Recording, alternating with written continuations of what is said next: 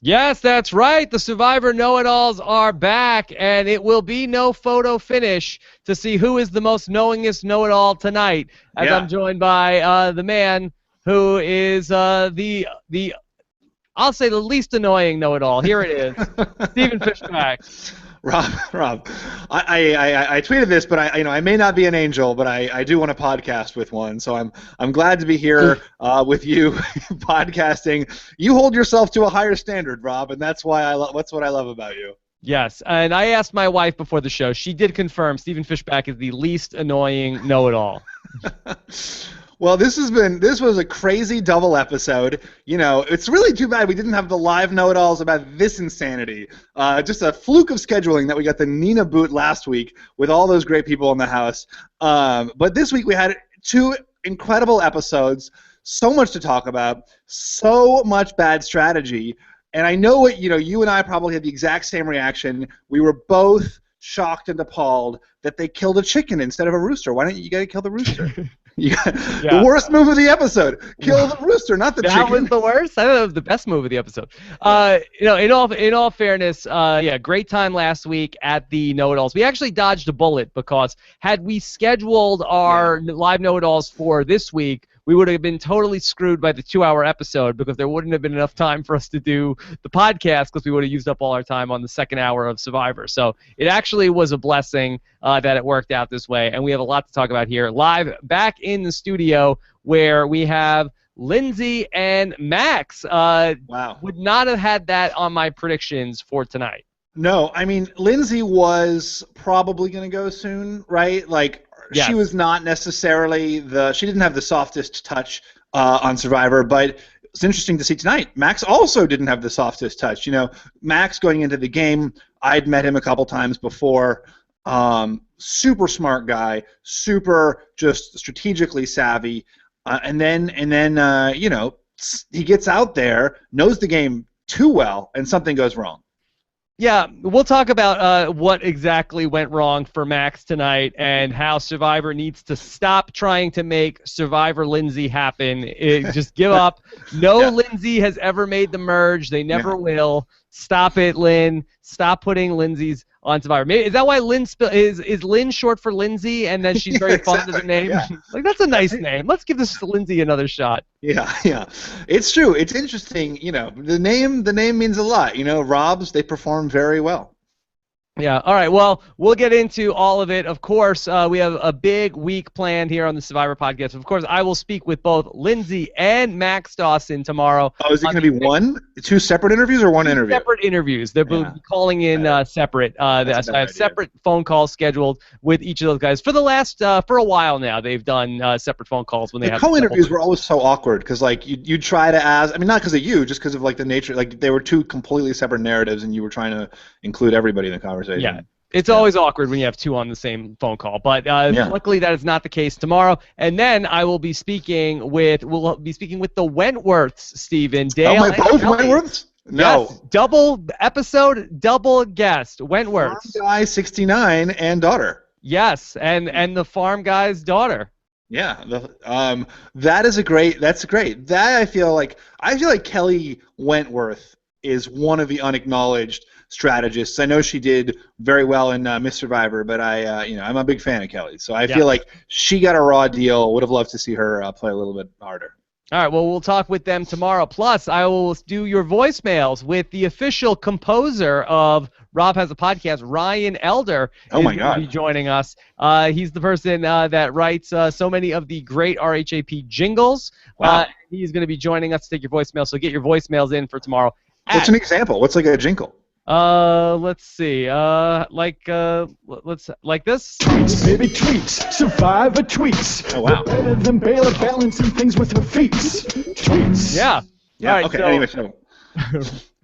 Ryan is going to join me tomorrow for the voicemails. Get your voicemails in. robhasawebsite.com/voicemail or 323-282-RHAP. All right, Stephen. Also, one other announcement before we get into the episode. Voting is still going on for the Podcast Awards, Stephen. Can you believe it? I vote every day. I can believe it. Sometimes I even remember to tweet about my voting. But reminder, people, vote every day. Oh, you're the best. Someone else will win. The best what?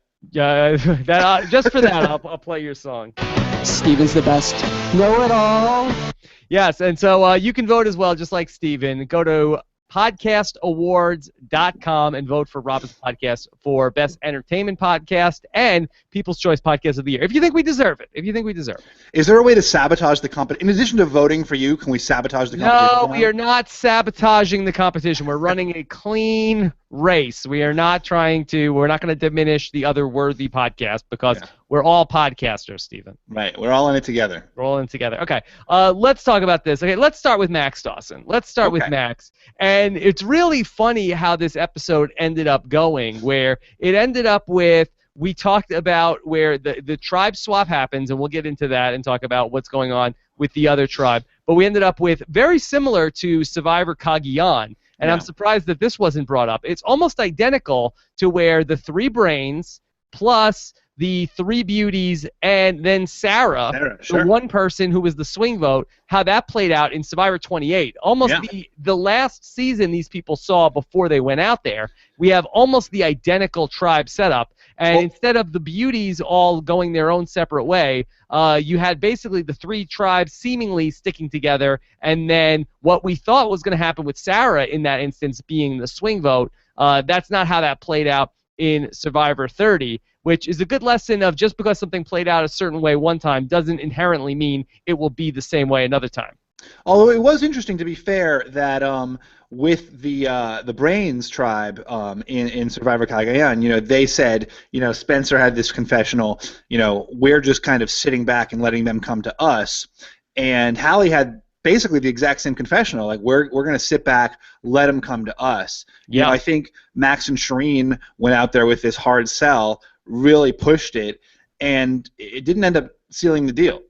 Well, in fairness to Max and Shireen, their actual pitch did work, that the person that they were trying to get to swing over to them was going to swing over with them. The problem was, I don't know if we can say that. We don't know that. We don't know that. Kelly said, well, it doesn't make sense for me to go with Max and Shireen. She didn't tell us in confessional, like, Max and Shireen think I'm with them. Screw them. I mean, I hate them. No, I agree, but she had never committed to them, and then the other side just was able. I mean, I agree that like Carolyn probably was the decisive factor. If Max and Shireen had locked up Kelly, they would have locked up Kelly. That didn't happen. Well, I think they had Kelly. Again, it's a little bit semantics because it didn't end up happening. I think they had Kelly had it come to a vote. I think Kelly was sort of in Sandra mode of, okay, fine, as long as it's not me, because she was so nervous she was the one person from her blue-collar tribe. But that being said, they didn't lock up Carolyn. They thought their 3 was solid, and they hadn't realized that maybe this comes all the way back to Naked Gate. And how much of a factor do you think that was? We've seen lots of clues over these first 4 episodes that Max and Shireen, while they were tight with Carolyn in episode 1, between the nudity, between the monkey sex, between Carolyn calling Max a cult leader, they did not do enough to lock up her vote in this swap. And this is an incident where I think actually it did mirror Cagayan very closely. I mean, if you remember in Cagayan, right, what pissed Cass off so much, right, was all the attention that everyone was giving to Sarah. And that's exactly what happened here, right? Carolyn says, they think Kelly's the swing vote. I'm going to take that power for myself. Yeah. She was completely aping. It was a very similar thing where maybe you're right. Maybe they did have Kelly, but they had her at the expense of Carolyn. And this Shireen has this really, really brief conversation with Carolyn by the water. It's going to be we're voting out Will. That's it. Done. She doesn't work to keep Carolyn in line. She just assumes Carolyn is in line. And I think, Max did something similar earlier in the episode where he was like, well, we've got to keep Shireen happy. And Carolyn's like, why don't you keep me happy? So I think that's, gets back to one of the hardest things about Survivor is that, not only do you have to worry about your enemies, but you've got to keep your allies in check. And I think that bit the brains in the butt with Cass, and it's biting White Collar in the butt with Carolyn.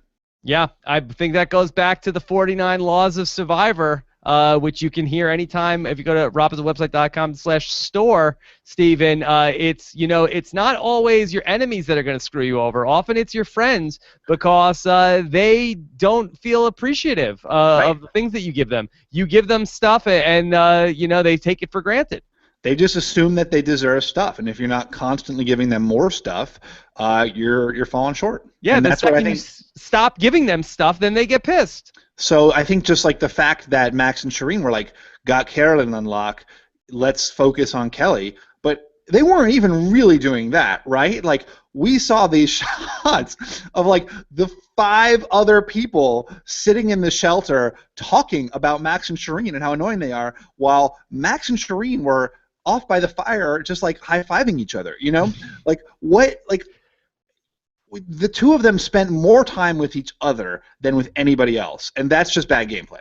Yeah, it really looked like it was going to be a setup where I thought heading into Tribal Council we were going to see where, okay, they were going to pull the rug out from Max and Shireen, but it was going to be going into Tribal Council. It was going to be the vote that we were getting. The narrative was going to be, is Carolyn or Kelly going to stick with Max and Shireen? Right. Or so will the white-collar people win out, or will the no-collar people Right, but it wasn't even close. It was like, which is more annoying? Yeah, and then ultimately, like, the show just dropped that premise, and they ultimately gave us, well, okay, it's definitely going to be Max and Shireen. Right. Who's more annoying it's going to come down to. And I have to say, I was really floored that it was Max and not Shireen. Not to speak anything to who's more annoying, because I don't think either of them are annoying. Maybe now I wasn't out there playing Survivor with them, but I was really surprised that since the tribes are so askew, to use Jeff's word, not ascoot,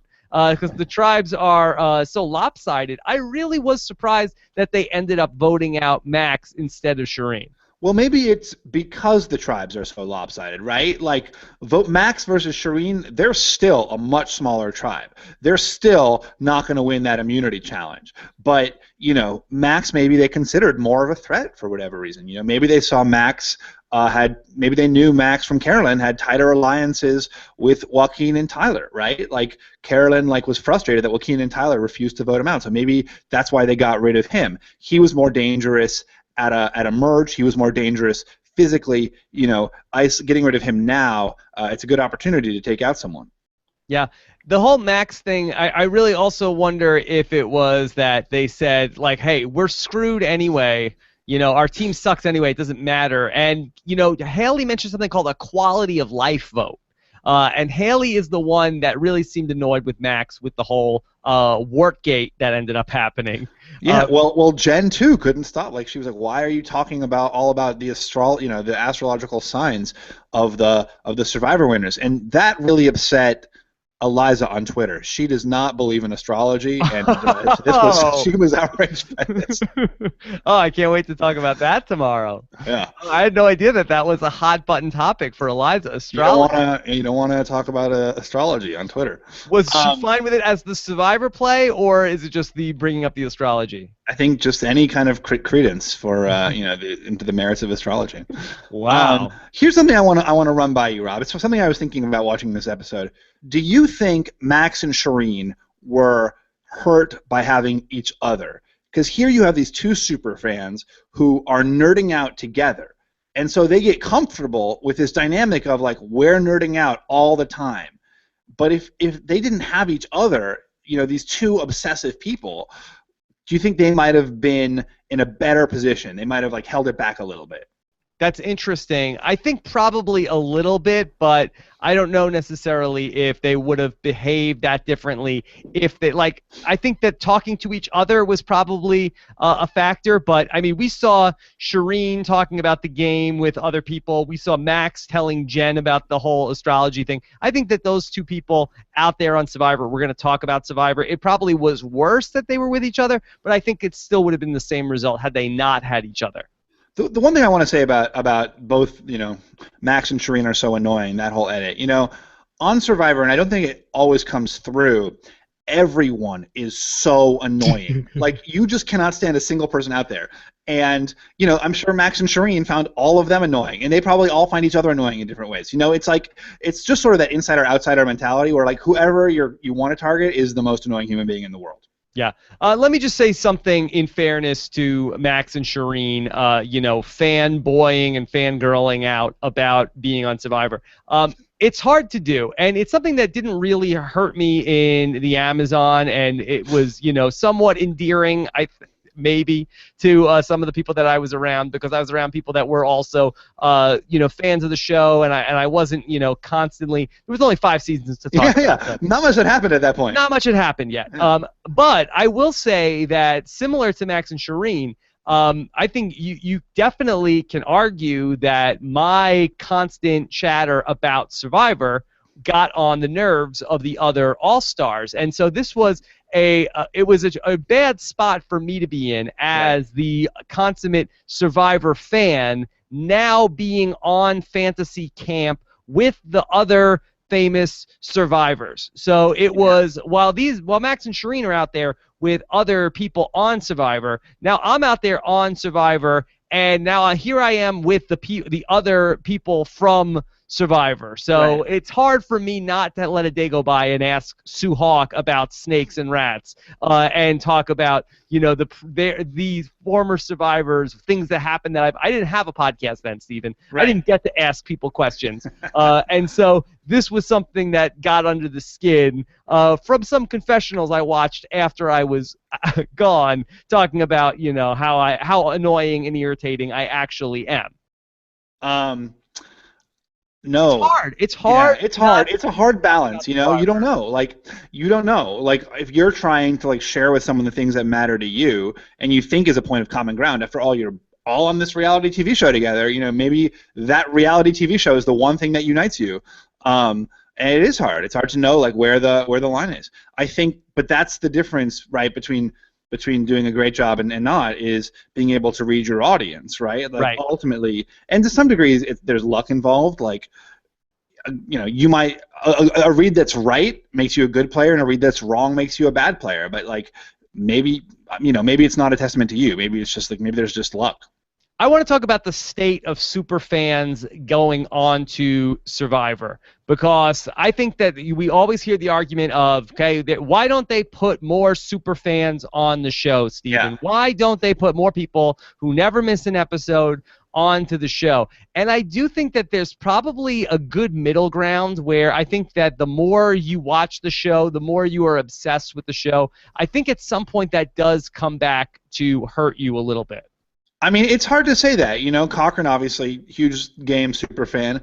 Certainly hurt him his first time out, but comes back his second time, and his super fandom probably helped him a lot, right? That was his narrative arc in a way, was the super fan who made good. Spencer Bledsoe, another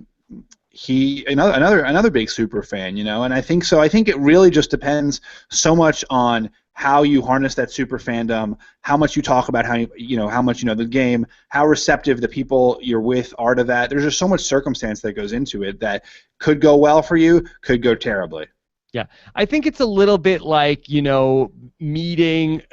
I always tell people when they go through the casting process that you want to let, the casting people know that you are very excited about Survivor. You are a Survivor enthusiast, but you're not obsessive. I think it's almost like we had so much advice about dating in this episode and men and women relations. With a woman, you want her to feel like you are very excited about her, but you don't want to let her feel like you are obsessed with her. I feel like there's true with a man too, right? I think the big lesson that Lindsay taught us was that men and women should be held to the same standards. Yeah, it's equality. Yeah, just knowing everything about baseball doesn't necessarily help you too much in the baseball game. It probably when it is, baseball, October or whenever it is. That's right.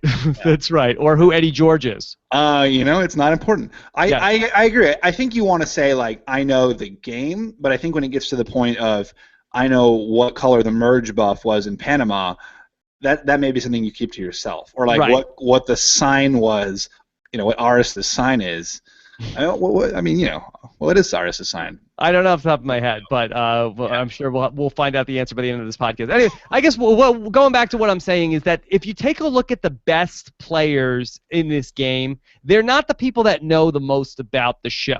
There's no connection of knowing the most about the show doesn't make you a good player and vice versa. Well, Like it's connecting with people, right? Like that's the most important. It is a social, and I think that's what this episode showed more than anything. Is like it is such a social game before it is anything else. And if like you're annoying, it doesn't matter how good your strategy is if people are annoyed by you. Right. If Boston Rob and Parvati were in some sort of Survivor trivia contest, it would be a disaster. Yeah. And it would be a disaster. I mean, unless the questions were about Boston Rob and Parvati. Even then, I'm not sure. I'm not sure how. If you and then if you put Max Dawson as the third person in that contest, and all the questions were about Boston Rob or Parvati, I still think Max Dawson would win. So Aris is a Libra. Libra. Oh, like me. Yeah. That's why we're so simpatico.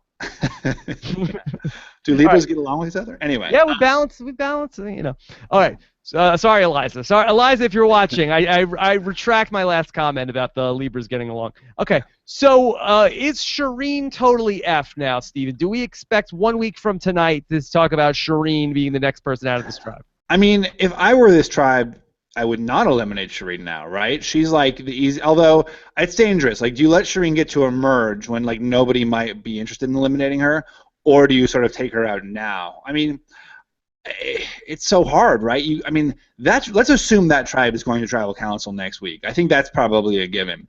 You've got this new alliance, right? You got Carolyn, you got Kelly, and you got these three no-callers. Who do you, Rob Cesternino, you are calling the shots for the no-caller alliance. Let's assume that's tight. Do you take out Kelly, the blue collar?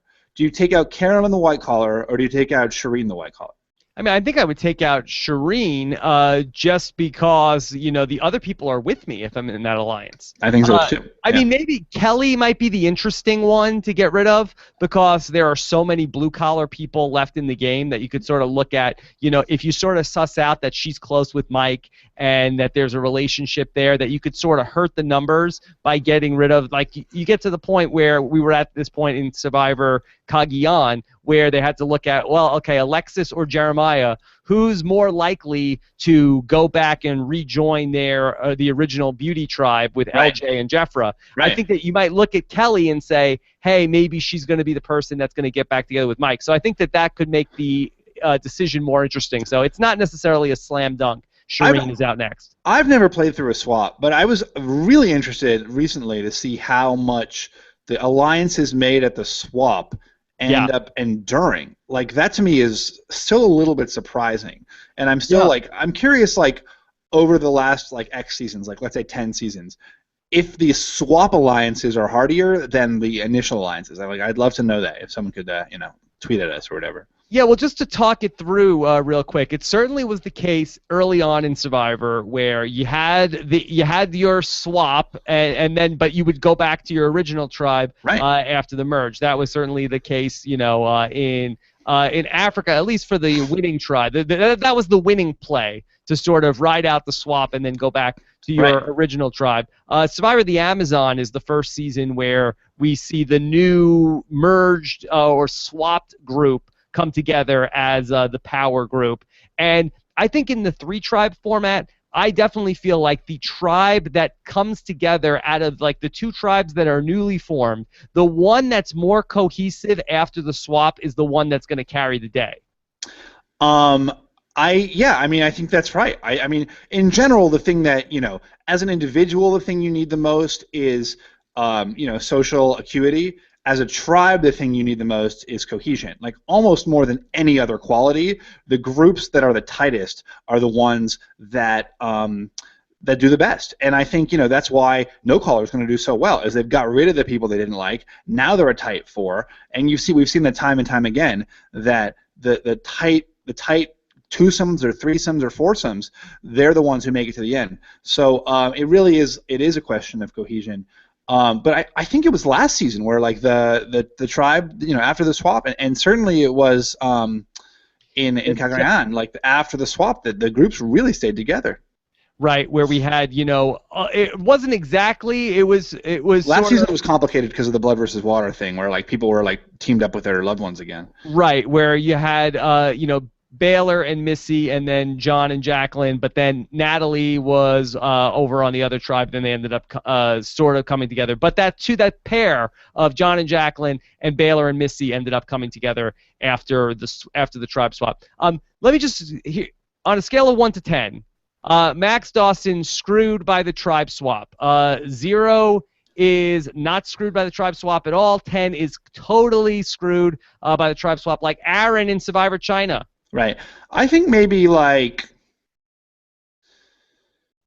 4 or 5. I mean, Carolyn was gunning for him. The other guys were like tepid, right? Like they liked him, but they weren't committed to getting him out. But he had a real enemy with Carolyn. He's got one strong. Yeah, you know what? I'll say he's 6 or 7 screwed by the tribe swap. What do you think? Yeah, his name came up in the first hour, but I felt like his name came up in the sense that Carolyn was like, "Hey, let's vote out Max," and the guys were like, "Come on, you're crazy." Yeah. They're just like, he's the cult leader. You got to get rid of him. And, but that's. Oh, sorry. Go ahead. Yeah, and they were just like, it's probably going to be Shireen. That said, like, the other, as soon as they merged, the no-caller people were like, we don't like this human.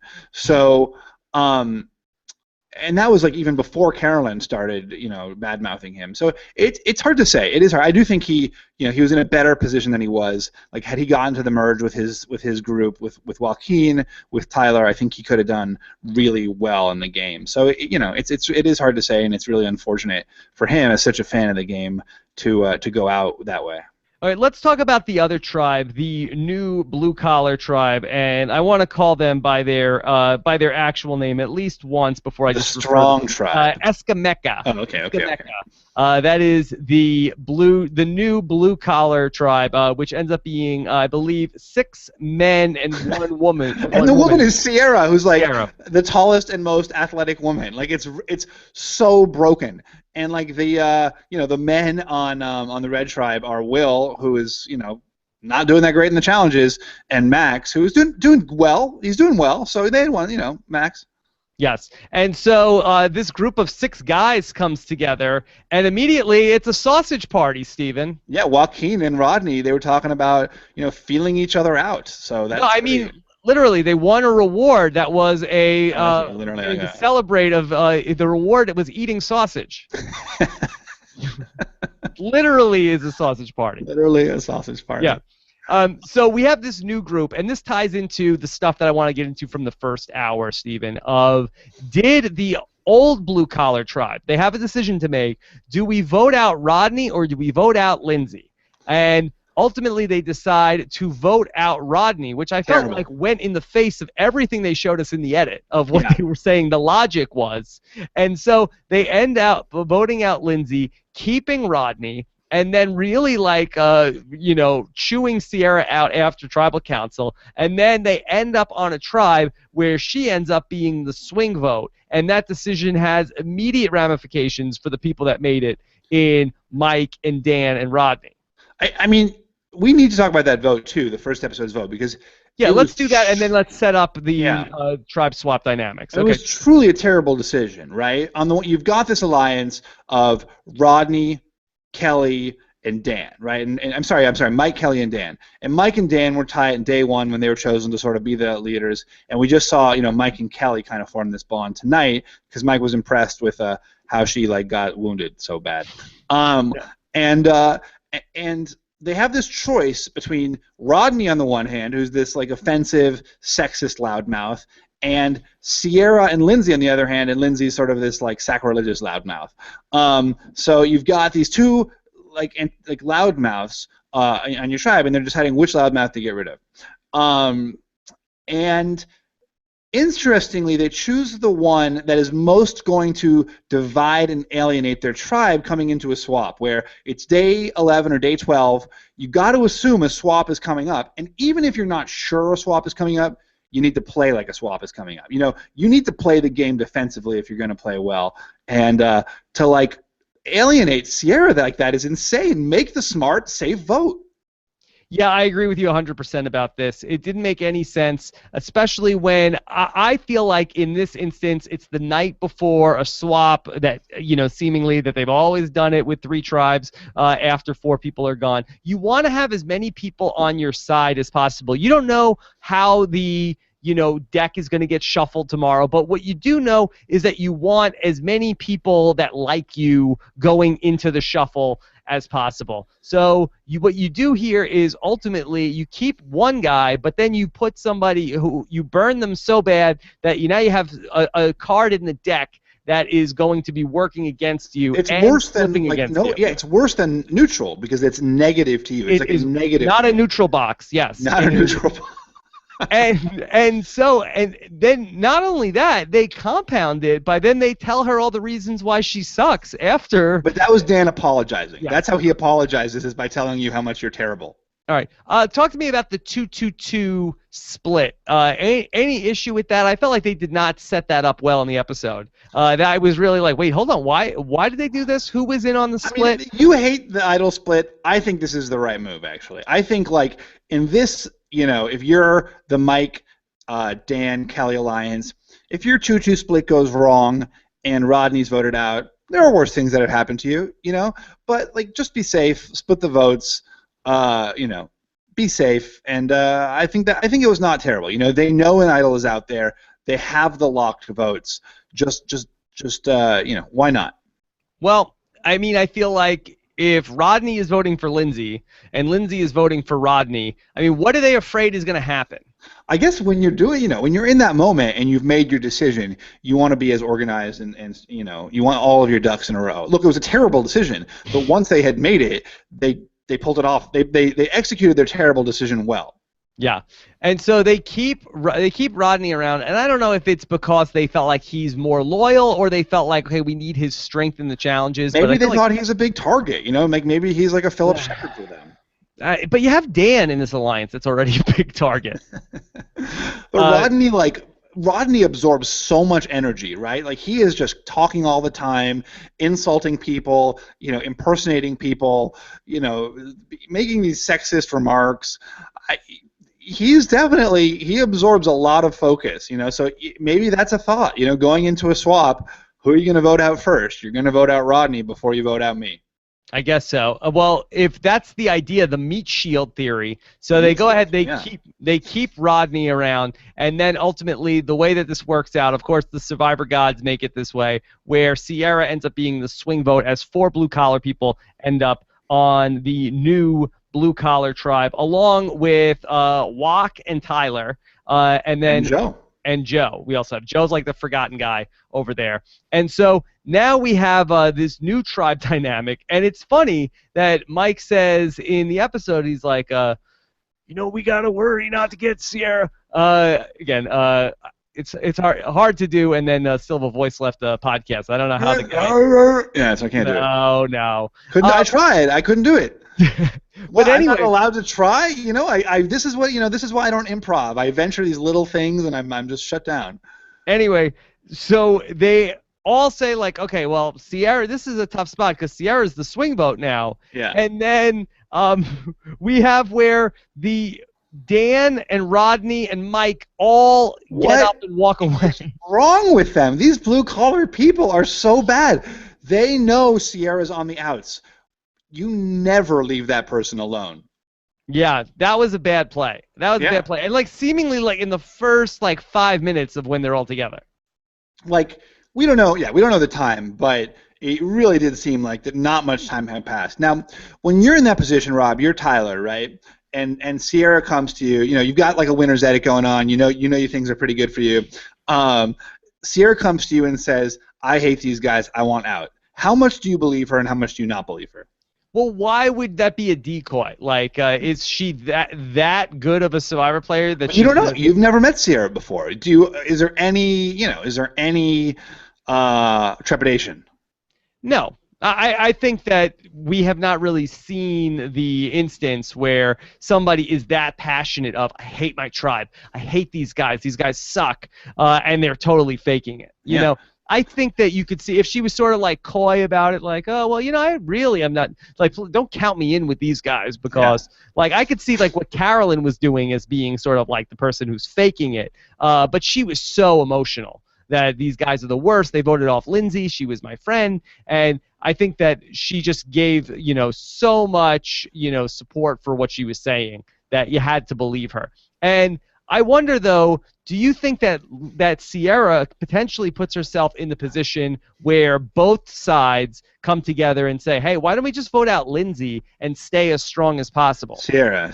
I'm sorry, Sierra. Yeah, it's interesting because it's like both Sierra and Carolyn are making decisions that are not actually good for them. Carolyn is becoming the fourth or the fifth in this other alliance, and Sierra's basically doing the same. I mean, it's actually a little different for Sierra, right? Where Sierra's going to kind of this unformed alliance, where Carolyn is going to three people who are really tight and is like, let me be your fourth. What Sierra's doing is not as bad, where Sierra's going to two white collars and one no collar and saying, like, let's be together because these guys suck. I actually don't hate that move as much, because they're not bonded yet either. What move do you like for Sierra? I mean, I think she's making the right move. She's definitely the fourth with the blue collar guys. For her to like see this sort of unformed group and be like, let's bro down together, that's the right move. Yeah, I feel like for Sierra, the move is just get to the merge. I feel like all she has to do is get to the merge, and nobody is worried about her. Like, I don't think she needs to worry too much about the, who's my Final Four right now. She just needs to get there. Really, I feel like this is a great Final Four for her, right? Like, you've got Joe, you've got Tyler, and you've got Joaquin. They're all big guys, and they're all going to, like, see each other as their biggest competition, therefore. So Sierra, like, if she's, like, actually forms an alliance and is not just, like, how can I skate by, like, this might be the thing that carries her all the way. Yeah, it's not bad. Joe's in a desperate spot. What she doesn't know is that Joe, if he makes it to the merge with all of the no-collars, he will probably go back with Haley and Jen and sort of leave her, But that's the question. That's the question we were just discussing, right? Like, is the swap group stronger than the merge, than the pre-merge group? Yeah, and Joe is in the Kelly position. He's the one outsider in his group, and it seems like both of them are going to be in a spot where they'll be able to sort of be under the radar. I think Kelly's in a little bit more danger than Joe is, but Joe should come out of this fine. Why would they vote out Joe? So sweet, so beautiful. Why would you lose that? His eyes twinkling every morning. Well, there can only be one winner edit, Stephen. I hope everyone knows that when I talk about the winner edit, I'm very self-aware that it's somewhat ridiculous. That said, Tyler and Joe are both winning this game. Wow, yeah. A co-winner. I'm calling my shot. Twist this season. That's the twist. That's the twist that Probst was talking about. Okay. Let me do just a couple quick hits before we get to the questions. Jen finds an idol. She's very vocal in this episode. Are you feeling any love for Jen as a potential person to come out of this? I love Jen's comment. Like, with this idol, I can really screw up this game. Like, not what you want to say at that moment. Yeah. I like what is with the immunity idol is like spins around? If you were on a new season of Survivor, do you go immediately for the tree trunks? Are you just like do you like, all right, day one, do you like bring everyone, or do you go off by yourself in search of the idol in the tree trunk? I think I go off by myself. I think that I think I might feign some sort of diarrhea. Oh, smart. I think Classic I like diarrhea ploy. The old diarrhea ploy. I feel like I'm going to go up by the well with my diarrhea. I think where you get busted is where you keep going out for you're gone for an hour. Yeah. I think it's and have the runs. Yeah, I mean, it worked out perfectly for Jen with that chicken, right? Like, everyone... That worked out great, yeah. Yeah, it really worked out great. Yes. Steven, give me on a scale of 0 to 10 again, Max putting his warty feet in the drinking water. How much of that was a factor? He looked kind of badass when he was walking up the beach with these major stingray wounds and just being like, hey guys, I think I'm in incredible pain right now. But yeah, it's hard. It's hard when you put the wart foot in the pan. What do you do at that point? Do you cut off your foot or do you burn the pan? If you're Max or if you're the other people? If you're the tribe, do you cut off Max's foot or do you destroy the pan? Are warts contagious like that? Yes. Are they? Is that true? Yeah. Wow. I'm a doctor's son, so I've absorbed that knowledge is contagious. Knowledge is contagious. Yeah. So on a scale of 0 to 10, how much of a factor was that in the decision to vote off Max? I mean, he's 6. A 6. Yeah. So that was a bigger factor than the tribe swap. Yeah, I think the tribe swap contributed, and the warty, poisoning the drinking water was what contributed. It's oh my God. Yeah. What do you think? Well, give me a number. 2, 3. I tend to feel like these things are overblown in the edit than they actually. I think you look. You know what? I think when you want to vote someone out, you find the warty foot in all of them. You're looking for the warty foot, and when you want to vote him out, you find the warty foot. Okay. So poor Max's feet. And again, the whole thing with the stingray, just even more evidence to more reason why you should be, keeping your pants on in the water, because that could have gone a lot worse for Max. Yeah, there you go. That could have gone a lot worse. Okay. And I think that's one thing I want to say: never, ever, ever, ever, ever, ever, ever, ever on Survivor say, "I'm really happy we're going to tribal council. I've got this under control." Yeah. No, the edit really turned on Max and Shireen about half an hour into this episode. Yeah. It was really like all of the stuff that it serves you, not that much to be overly arrogant in your confessionals, because if what you are saying is going to happen, they probably won't use it.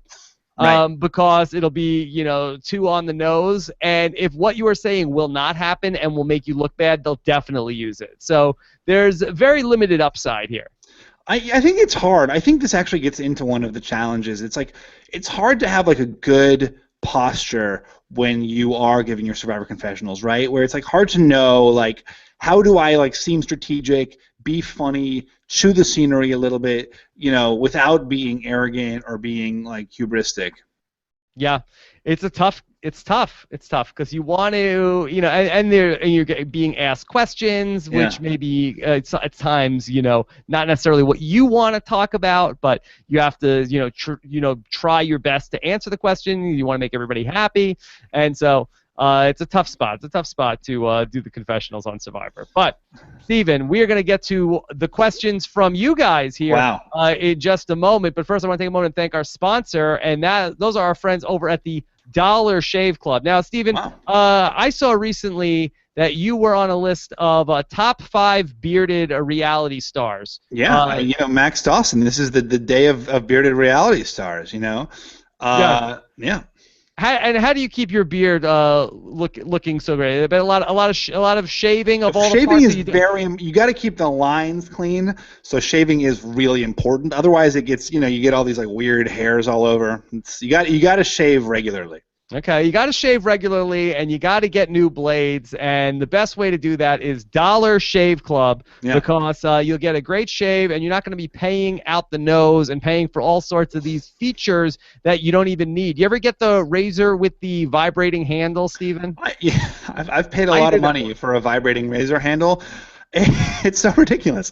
I don't even use the vibrations. It's nice. It's nice. Plus, that's a good way to get electrocuted, bringing batteries into the shower with you. Yeah, it's ridiculous. It's a bad idea. So stop paying out the nose to get a great shave. Make the switch to dollarshaveclub.com. You'll get amazing razors and grooming supplies for a couple of bucks. It's simple and smart. It takes just 2 minutes to get going, and then you never have to worry about razors again. You get a free handle, and then you get replacement blades for just a few bucks, and they get delivered every month or every other month like clockwork. So stop squeezing weeks of shaves out of your dull razor and treat yourself to a fresh blade anytime you want. Upgrade to the smarter way to shave. Get your shave gear from dollarshaveclub.com/RJP. Shave time, shave money.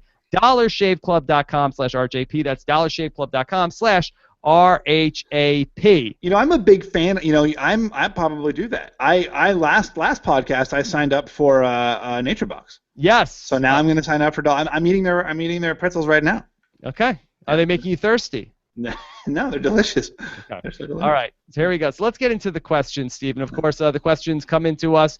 You can send them with the hashtag RHAP or on our YouTube channel at robhasawebsite.com/YouTube. Okay, so let's go ahead and bring in the questions for tonight that Scott St. Pierre has put together. And here's question number 1 from Nick 2S, Stephen. Nick 2S wants to know, so is the new rule of thumb to always have 10% confidence in being able to find the idol in order to find it? It's a reference to Jen says that she goes in search of the idol and has 10% confidence that she'll get it. Okay. Well, Carolyn said that she's 150% not with Max and Shireen, right? Right, and that was true too. Yes. So, yeah, I think so. 10%, Stephen. That's the way to go. I mean, I don't know. For me, like, confidence is like, you have confidence and the thing happens. I think you need 150%. Okay. Yeah. Let's go to JJ Rules 07. Is it better to listen like a guy or a girl? Stephen, did Dan listen to an audiobook of Men Are From Mars, Women Are From Venus before he left for Survivor? I mean, the way he defines it, right? He basically defines it as like, be terrible or be understanding. Like, you definitely should listen like a girl, as Dan defines it, or listen, I guess, is the other alternative, where it just like to, especially on Survivor, you do want to build consensus. Basically, Dan's dichotomy is guys argue and girls agree, like, is the way he puts it. And on Survivor, you want to agree. Yeah, Dan's sort of strategy is like, all right, men, they try to fix the problems. Women just need to be completely patronizing of whatever they say. Oh, yeah, I totally understand that. You're right, you're right, you're right, you're right, you're right. Like, I think that's probably not 100% accurate. Yeah. Probably not how the genders break down. Sort of the Jeff Probst rule of, like, genders, like, he's very much like, these are what the guys do. This is what Colby does. This is what Savage does. These are what the girls do. These are what the nerds do. How far out there did Rodney have to go at that first tribal council for Jeff Probst to accuse Rodney of offending millions of women at home? But what was amazing to me about that is that Rodney has no idea. He's like, of course women should hold themselves to a higher standard. Like, what do you mean? Like, he can't comprehend what Jeff is even saying to him. Yeah. Boy, who knew Rodney's mom was going to be such a big factor this season between Dan calling her a whore last week and then how she raised Rodney, and then she's 64 years old, but she's still hot. You would hit on her. Yeah, Rodney's mom has got it going on. Yeah, that's right.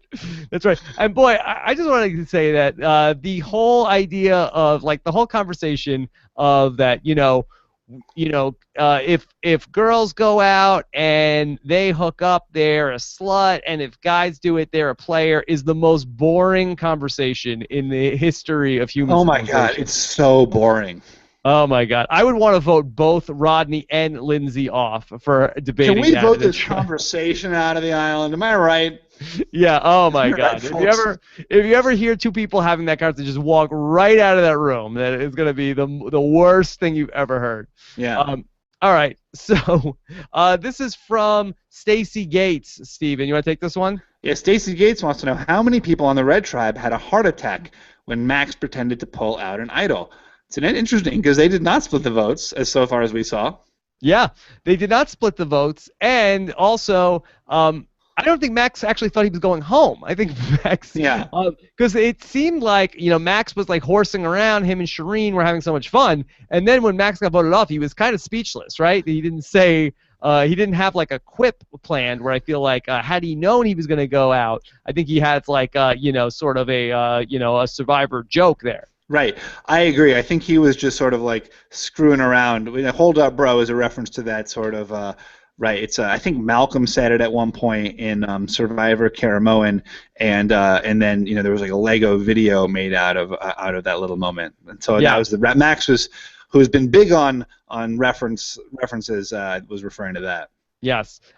So I'm surprised that they let all that stuff in there. I'm surprised also that Jeff's head doesn't explode.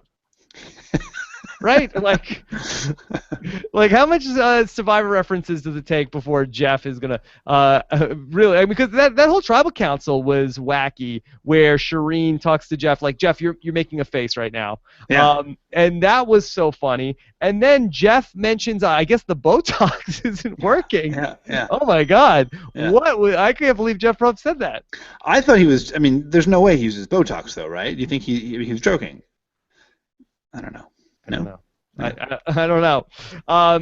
All things said in jest, Stephen. Yeah. And then also, then there was the whole thing about Max talking about bringing up the Survivor One World tribe swap. Yeah. That would be an interesting thing to talk about, all of the potentially lopsided tribe swaps from Survivor history. I love a good lopsided tribe swap. It's fun when they're evenly matched, and it's fun when it's a blowout. You know, it's comical. It's comical. Yes, because they were the misfits. I mean, I feel like Survivor's had on a run of somewhat bad luck on these tribe swaps. The Survivor original Blood versus Water one was not great, where it ended up with Vetus with all of the women. Yeah, right. That's right. Like Laura Boneham and Kat and Tina and Katie. And the other tribe ended up with like, you know, Hayden and Tyson and Aris and Jervis. So I really feel like they need to go back to the drawing board somewhere. Maybe I feel like after. I like the pick'em. The pick'em is a fun way to do it. Like, forget the schoolyard pick to start a season. Right. But I think the move is, at the tribe swap, let's do the schoolyard pick. I like the schoolyard pick at the tribe swap. I think that's great. The tribe swap. I think that's probably a more even way to do it. Or you have one person divide the two tribes and the other person pick what they want. I think we can the throw the pieces up in the air. I think that's leading to some unexciting immunity challenges. But in the pick'em too, it like adds a little. They're always trying to add that little strategic twist, right? Like, how do we like subtly bring personality into this? And I think the pick'em does that because it's you picked her instead of me. Like, what the heck? Or the person who's not picked is bitter in the other tribe, and they're like, why wasn't I picked? You know, I think I think that could be a really fun way to stir the pot a little bit. Yeah, the Survivors can only screw it up to start a season, but I feel like at this point in the game where the merge is a few days away, I think let the Survivors pick their own teams. I think that would be fun. Yeah. Did the Gabon tribe pick? Did that just end tribe picks? That ended it. That was it. They haven't done that since. What is wrong with you people? Yeah. Yes, it was. You could see the exact moment. I believe it's when Crystal Cox picks Susie. I think that's the exact moment that Survivor tribe drafts end. For good. Ah, good stuff. Riley didn't Jill? I thought Jillian picked. Anyway, whatever. Someone picked.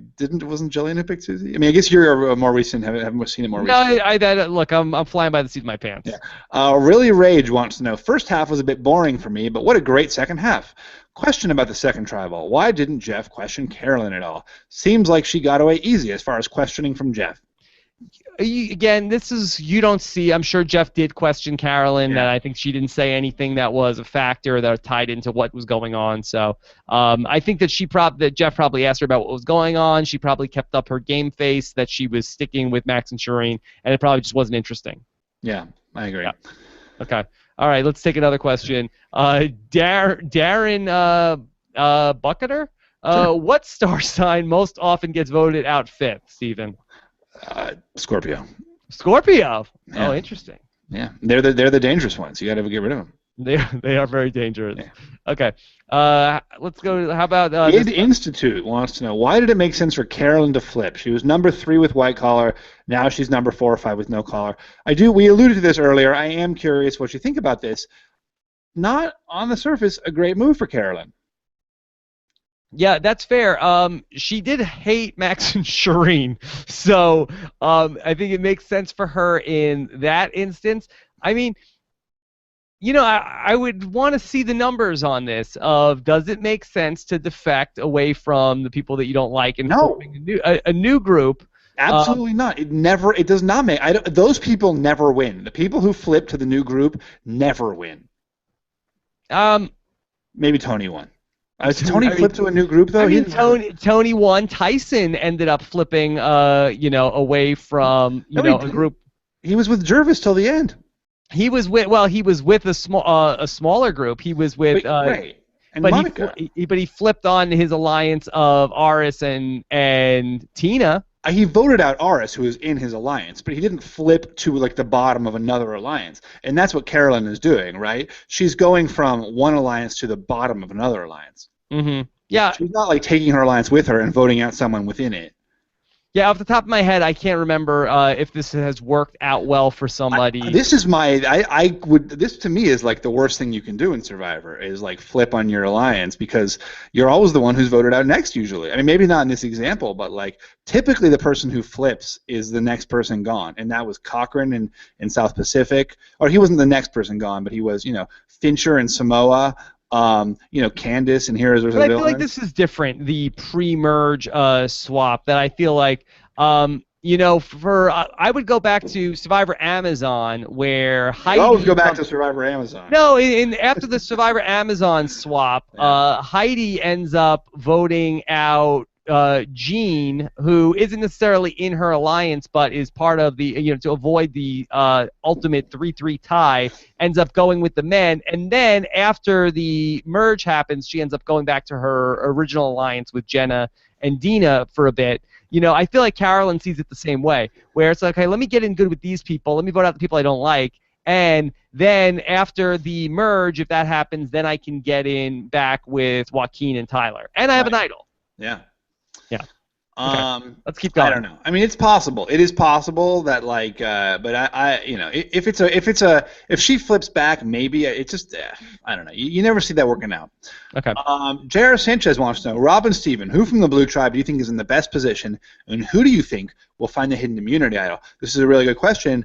There is an open hidden immunity idol in play on the Blue Beach. Yes. So who do we think could find it? Let's see. I would say Tyler, because the other guys from the Blue Collar Tribe have been there for like 13 days and they haven't found it yet. So maybe some new blood. Carolyn, who's the person who seems to be finding them without clues right and left. But she's not on the Blue Collar Tribe. Oh yeah, you're right. I'm sorry. Tyler, yeah, Tyler, and he's seen the clue. I've got Joaquin has seen a clue also, but he wasn't able to find his fast enough before Carolyn did. Yeah. So maybe Tyler. What about Joe? He's handsome. That Joe is handsome. There's no doubt about that. But he wasn't able to find the one on the No Collar Tribe. I was surprised that the No Collars didn't really look for the idol at all. Yeah. Do you think that there is something to the no collar idea where on Survivor you do want to just sort of be a little bit not as uptight as Max and Shireen proved to be? Wait, uptight? Like sort of just like really wound up in the numbers and thinking about things and going it over and over again in their head, giving each other, high fives about the plan. And I mean, they were definitely like that. Like when they were just like spinning with each other by the fire. That to me, I mean, for sure, That was an example of like exactly what they were doing wrong, right? Having mandatory rest time. Yeah, exactly. You have mandatory rest time? I was attracted by that. I have trouble relaxing too. I'm a high-strung individual, Rob. I think That's because you're white collar. Yeah. Not like me. Yeah, you're no collar. Yeah, I don't even you break the podcasting rule. Yeah, I'm no collar because I'm a Libra. Yeah. Now and Eliza just broke her computer if she's watching. Yeah. Yeah. Okay. Jake Cardwell, a couple more questions. Is there a challenge that the new Red Tribe can win? Name that Perry Como song, perhaps?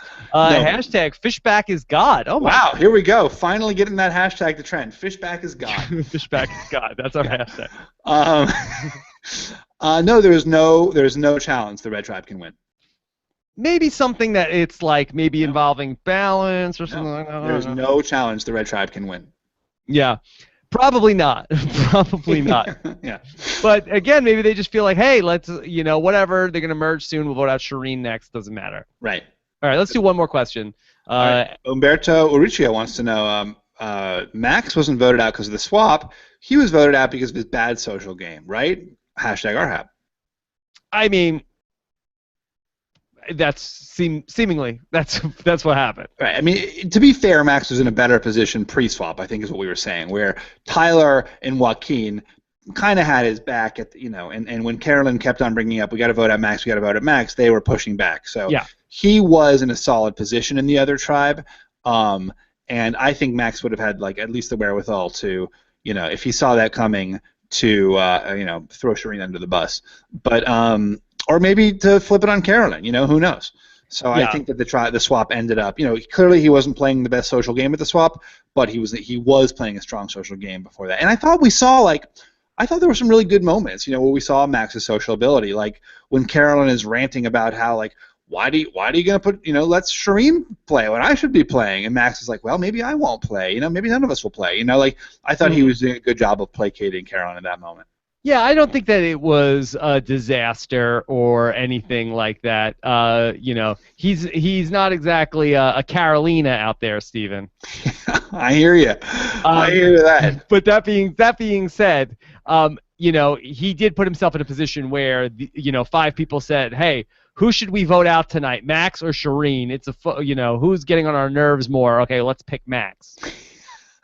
I'm sure that wasn't entirely. In my mind, again, according to Jen. Carolyn wanted Max gone, right? Like we saw that early. Like she wanted him gone much more than she wanted Shireen gone. More of a strategic threat in terms of what Carolyn wanted to do. Yeah. We heard from one person who said it was down to who was more annoying, and I think he did annoy Haley with the wart in the water. The foot wart, sure. Yes.